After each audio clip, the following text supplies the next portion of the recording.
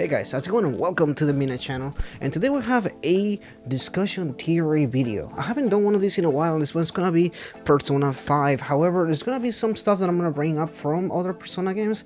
It's not spoilery per se, but it is kind of plot related in Persona 3, so just be warned. It's gonna be spoilers for Persona 5, Persona 5 Royal, but particularly Persona 5 Royal. However, I will be bringing up some points from Persona 2 and Persona 3.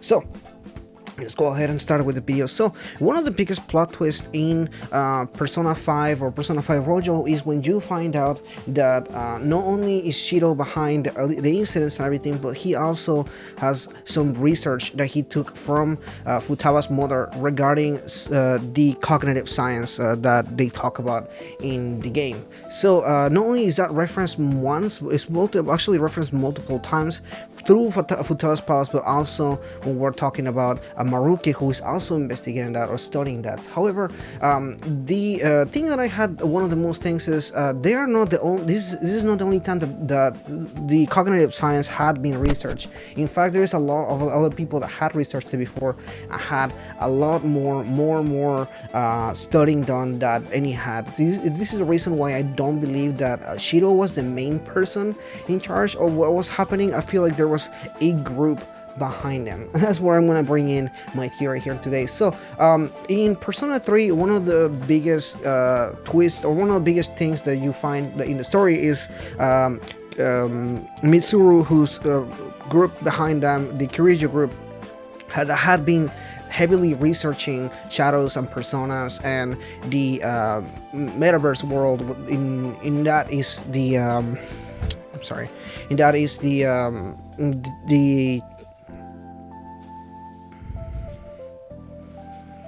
Dark Hour. So in the Dark Hour, what we get is you get the extra hour or extra time in the after midnight, and things happen after that where the shadows are active and everything like that. And for 10 years or more than that, really, the Kyoryuger group had been researching these shadows and everything like that. In fact, they researched so much that they actually not only developed weapons, but also ways to make people summon personas even when they don't have the ability to summon personas. So like a fake persona user in a sense. They develop people, these machines, these robots that cool summon personas as well. So they did a lot of research. They did way more research. In fact, I feel like all of this research that they did pales in comparison from what we see from Shido. However, there was a breakup in the Persona world where there were two groups that were actually friends. They actually referenced this at the very beginning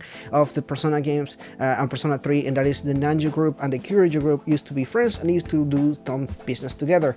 The Nanjo group, if you guys don't know, is one of the characters from Persona 2 is from the Nanjo group, and in fact he's also a Persona user.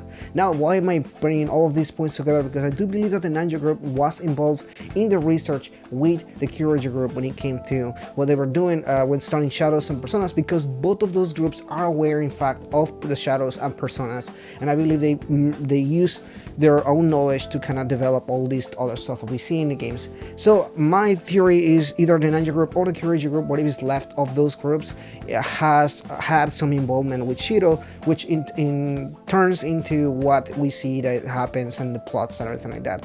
Now, why will they do this? I don't know, and in fact this is one of the things that I kind of like didn't want to bring to my theory, because I feel like in this end there's a lot that I haven't really been like explained or anything like that, but I do believe that either research fell into the wrong hands, which obviously Futaba's mom, and because it's now something that is more like public, I guess, in a sense, because Futaba's mom was researching that, but then also we find out that later on in the game that Dr. Maruki is also studying cognitive science. So I somewhat the research was left out in the wild, and now other people are researching that as well. So I find that interesting. I feel like that fills in some gaps in Persona 5 that really kind of had me kind of like, well, what about all this other stuff? So this is the way that I interpret it. Obviously, you guys can tell me in the comments below, what do you think about this, and do you think this is a good theory or not? And what do you guys think? If you want to build up on this theory and tell me anything else that I might missed, or some other stuff that you think that matches with what I'm saying today. Anyway, that is pretty much it it for today. If you're new, please consider liking and subscribing, and I'll see you guys next time.